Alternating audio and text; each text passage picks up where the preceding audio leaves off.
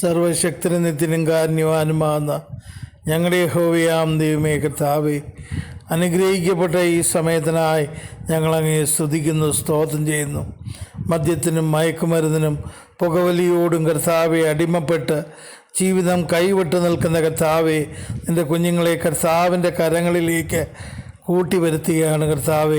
2-3 പേർ എവിടെ എൻ്റെ നാമത്തിൽ കൂടിയാലും ഞാൻ അവരുടെ മധ്യ ഉണ്ടെന്ന് പറഞ്ഞവനായ കർത്താവ്, വാഗ്ദപ്രകാരം ഞങ്ങളുടെ മധ്യ എഴുന്നള്ളിയിരിക്കുന്നതിനായി ഞങ്ങളങ്ങേ സ്തുതിക്കുന്നു, സ്തോത്രം ചെയ്യുന്നു.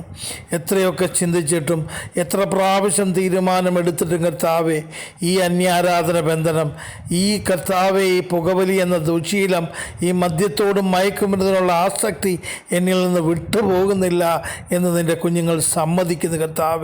അവർക്കതിനുള്ള കഴിവില്ല കർത്താവെ, അവർക്കതിനുള്ള മിടുക്കില്ല കർത്താവെ. എന്നാൽ എന്നെ ശക്തനാക്കുന്നവൻ മുഖാന്തരം ഞാൻ സകലത്തിനും മതിയാവനെന്ന് വിശ്വസിപ്പാൻ തക്കവണ്ണം കർത്താവെ, നീ അവരെ യോഗ്യരാക്കിയിരിക്കുന്നതിനായി സ്തോത്രം കർത്താവെ. നിൻ്റെ മുഖത്തേക്ക് അവർ നോക്കുന്ന കർത്താവെ, നീ അവരെ ലജ്ജയ്ക്കും നിന്ദയ്ക്കും ഏൽപ്പിച്ച് കൊടുക്കരുതേ കർത്താവെ.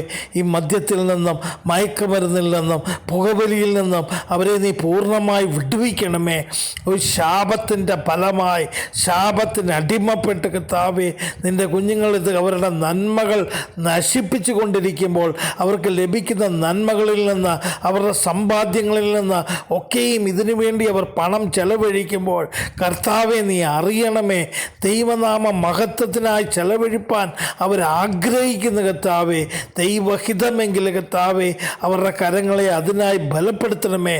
ഈ മദ്യത്തിൻ്റെ, മയക്കുമരുന്നിൻ്റെ, പുകവലിയുടെ വിപത്തിൽ നിന്നും അവരെ പൂർണ്ണമായി വിടുവിക്കണമേ എന്ന് പ്രാർത്ഥിക്കുന്നു. പിതാവിൻ്റെയും പുത്രൻ്റെയും പരിശുദ്ധാത്മാവിൻ്റെയും നാമത്തിൽ നിൻ്റെ കുഞ്ഞുങ്ങളെ അനുഗ്രഹിച്ച് പ്രാർത്ഥിക്കുന്നു. ദൈവകൃപ കൂടിയിരിക്കണം. യേശുവിൻ്റെ നാമത്തിൽ തന്നെ. ആമേൻ.